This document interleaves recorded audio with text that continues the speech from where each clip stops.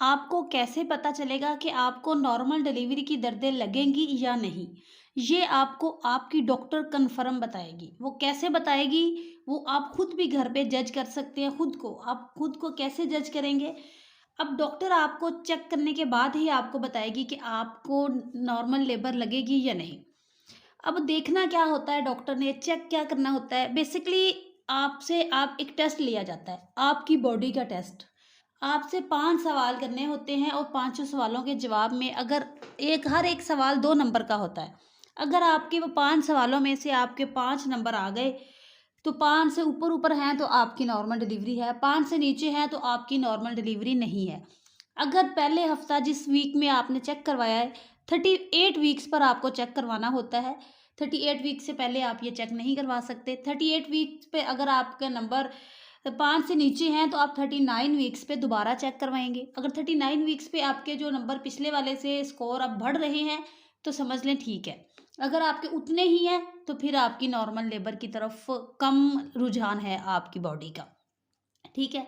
अब डॉक्टर क्या देखती हैं, कैसे चेक करके बताती हैं, आप खुद भी कर सकती हैं, कोशिश करें तो। सबसे पहली चीज़ डॉक्टर देखती हैं, क्या आपकी यूट्रस सॉफ्ट है? यूट्रस का मुँह, ओस, जो कि वजाइना में फिंगर डाल के चेक किया जाता है। अब जो तो मेडिकल में है, कोई नर्स है, कोई डॉक्टर है, कोई स्टाफ कुछ भी है, वो तो खुद को खुद चेक कर लेती हैं।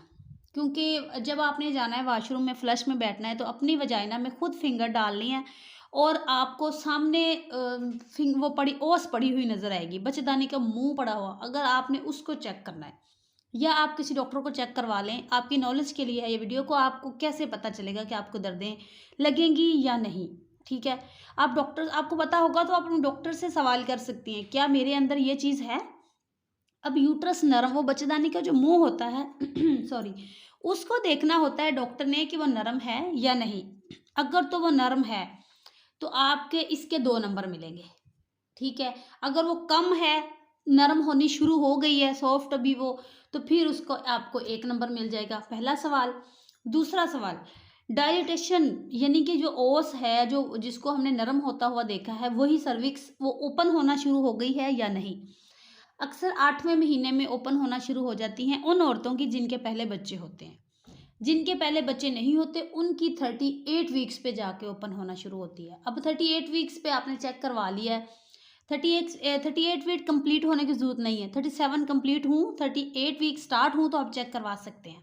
अब जब आपने देखना है कि वो डायलिटेशन कितनी है, 1 फिंगर भी अगर हो गई है फर्स्ट बेबी की दफ़ा, तो यहाँ पे भी ये बिल्कुल ठीक है आपको। कि इसका भी आपको 1 नंबर या 2 नंबर मिल गए। टोटल कितने हो गए अब? 2, चलो 1 पिछले नंबर से मिला, 1 इससे मिला। 2 नंबर आपको मिल गए, 5 सवालों में से अभी 3 बाकी हैं। फिर अब देखनी है सर्विक्स की पोज़ीशन। यही सर्विक्स, क्या इसकी जो पोज़ीशन होती है नीचे की तरफ होती है, रेक्टम की तरफ। अगर ये सीधी ऊपर आ गई, आपने फिंगर डाली, आपको आसानी से नज़र आ गई आपकी सर्विक्स, तो ये आपके 2 नंबर इसमें से मिल जाएँगे।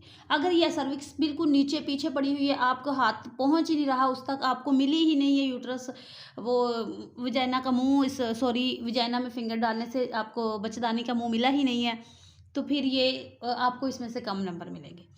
अब आगे देखनी है सर्विक्स की लेंथ। बेसिकली सर्विक्स जो होती है, बच्चेदानी का मुंह होता है, इसको सर्विक्स कहते हैं। और सर्विक्स की जो लंबाई है, ये कम से कम 3-4 इंच होती है। अब अगर तो नॉर्मल डिलीवरी होनी होगी 38 वीक्स पर, तो इसकी लेंथ जो है वो कम हो जाएगी, खुद ब खुद इसकी लेंथ बिल्कुल पीछे आ जाएगी, होगी ही नहीं, बहुत पतली हो चुकी होगी। मोटाई जब आप उसके अंदर फिंगर ऐड करेंगे तो आपको फील होगा ये तो 1 इंच की है या ये तो आधी की है, कितनी की है, ठीक है? अगर ये पतली हो गई है तो 2 नंबर, 1 नंबर अपने चेक के हिसाब से डॉक्टर आपको दे देगी कितने नंबर, कितनी पतली हो चुकी है, इसकी लेंथ कितनी कम हो चुकी है। अब अगली चीज़, 5वीं चीज़, वो है हेड की पोजीशन। अगर हेड जो है, बच्चे का सर जो है वो ऊपर से पेट से हाथ लगाने से फ़ील होगा जब आप पेट को मलवाते हैं, या सीधा लेट के कोई दूसरा बंदा या आप खुद भी नीचे जो पेट के निचले हिस्से में आप पकड़ेंगे हाथ से, तो आपको हेड फ़ील होगा, बॉल की तरह, गेंद की तरह फ़ील होगा या नहीं होगा? अगर तो वो फ़ील हो रहा है और वो ऊपर ही पड़ा है, सामने आपको आसानी से फ़ील हो रहा है, तो आपका हेड एंगेज नहीं है। अगर वो आपको फ़ील ही नहीं हो रहा हेड, तो आपका हेड नीचे हड्डी में चला गया है। तो ये चीज़ हो तो फिर 2 नंबर आपको इसके मिल जाएँगे। यानी कि इन चीज़ों से डॉक्टर देखेगी कि आपके कितने % चांस हैं नॉर्मल डिलीवरी के। यहाँ से डॉक्टर क्लियर करेगी। अब अगर तो आपके 4 या 5 नंबर आ गए हैं, 4-5 नंबर 10 में से आपने लिए हैं, तो लेबर आपको स्टार्ट करवानी पड़ेगी।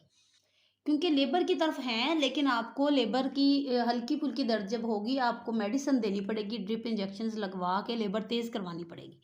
ये चीज़ है। इसके बाद अगर ये नॉर्मल है, यानी कि 5 से 7 है, तो ये नॉर्मल है। 5-7 नंबर आपने ले लिए 5 से ऊपर, तो खुद ब खुद आपको दर्दें लग जाएँगी, डिलीवरी ईज़िली होगी, थोड़ी-सी डिफ़िकल्ट हो सकती है, यानी कि थोड़ा-सी इसमें स्टार्ट हो जाएगी, आगे जाके थोड़े-से इंजेक्शन मेडिसिन देनी पड़ेगी। ये चीज़ अगर इसके नंबर 7, 8, 9, 10 है, तो कुछ करने की ज़रूरत नहीं है। ईज़ी होके बैठ जाएँ, तसल्ली से बैठ जाएँ, नॉर्मल डिलीवरी ही होगी और आसानी से होगी। बेफ़िक्र हो जाएँ यहाँ पे आप। ठीक हो गया। अब ये मुआयना आपने करवाना है 38 वीक पर। 38 वीक्स पर जब आपने करवाया, आपको नंबर मिले हैं 3-4, तो परेशान होने की ज़रूरत नहीं है। 38 वीक्स जैसे ही ख़त्म हों, तो आप दोबारा से करवा लें, 39 वीक्स में करवाएँ। फिर दोबारा जब आपने करवाया तो पिछली दफ़ा 4 नंबर थे, इस बार वही नंबर 5 हो गए हैं या 6 हो गए हैं, तो वेल एंड गुड। अगर वो नंबर उतने ही हैं, तो फिर आपकी नॉर्मल डिलीवरी थोड़ी मुश्किल है, ठीक है। 40 वीक्स पे आप दोबारा फिर करवाएँ, अब यही मायना दोबारा करवाएँ। 40 वीक्स पे अगर ये स्कोर आपके बढ़ गए हैं, पहले 4 थे, अब 5-6 हो गए हैं, तो फिर भी आपकी बहुत अच्छी बात है, नॉर्मल डिलीवरी है मेरी बहनों की, परेशान होने की ज़रूरत ही नहीं है। इसके अलावा 40 वीक्स के बाद भी आप 2 से 3 दिन इंतज़ार कर सकते हैं। यहाँ पे अगर आपको फ़ॉल्स पेन बार-बार हो रही है, अच्छा कुछ लड़कियों को कच्ची दर्दें रहती हैं, जब ओरिजिनल दर्दों का टाइम आता है तो फिर दर्द ही नहीं होती। फिर वो आराम से बैठ जाती हैं, हाय मुझे दर्द ही नहीं है, और पहले पूरे 9 महीने वो चक्कर काट रही होती हैं डॉक्टरों के, हाय मुझे दर्द है, हाय मुझे दर्द है। और जब दर्दों का टाइम होता है उस वक़्त कह रही होती हैं, नहीं जी हमें दर्द नहीं है। तो ये चीज़ इसलिए होती है कि आप एक्टिव नहीं होते, आप एंड पे वॉक-शॉक नहीं करते, आप एंड पे वज़न उठाएँ, घूमें-फिरें, पोछे लगाएँ, झाड़ू लगाएँ, दर्द ताकि दर्दें आपको स्टार्ट हो जाएँ। अब यहाँ पे समझने वाली चीज़ क्या है कि एंड पे आप कोशिश करें कि आपको कॉन्स्टिपेशन ना हो। कॉन्स्टिपेशन की वजह से भी दर्दें नहीं लगती। पपीता खाएँ, गर्म चीज़ें खाएँ, अंडा खाएँ। इसके अलावा जिस चीज़ से आपको कब्ज़ होती है, किसी को दूध से हो रही है, किसी को किसी टैबलेट से हो रही है, आयरन की टैबलेट से हो रही है, तो वो छोड़ दें, ना खाएँ, कोई भी ना खाएँ अगर आपको आयरन सूट नहीं कर रहा। तो इसको अब ये आपने ख़त्म करनी है। कॉन्स्टिपेशन अगर आपको है तो समझ लें कि आपको दर्दें नहीं लगेंगी। ये चीज़ें ख़त्म आपने करनी है, और कैसे करनी है, कस्टोराइल पी के नहीं करनी मेरी बहनों। बहुत सारी वीडियो पे मैं बता चुकी हूँ कि कस्टोराइल नहीं पीना आप लोगों ने। कस्टोराइल से आपके बच्चे की हार्ट बीट कम हो जाएगी, बच्चे का पखाना पेट के अंदर ही निकल जाएगा। फिर जो डिलीवरी पहले हार्ट बीट कम होगी, डिलीवरी में तो होती ही होती है। जब पहले कम होगी तो डिलीवरी में और कम होगी, तो बच्चे की जान को खतरा है। तो ये चीज़ें हैं समझने वाली। अब यहाँ पे अगर मेरे समझाने का तरीका आपको पसंद आया तो प्लीज़ आपने कमेंट में मुझे ज़रूर बताना है, और वीडियो को लाइक करना है, और चैनल को सब्सक्राइब लाज़मी करना है।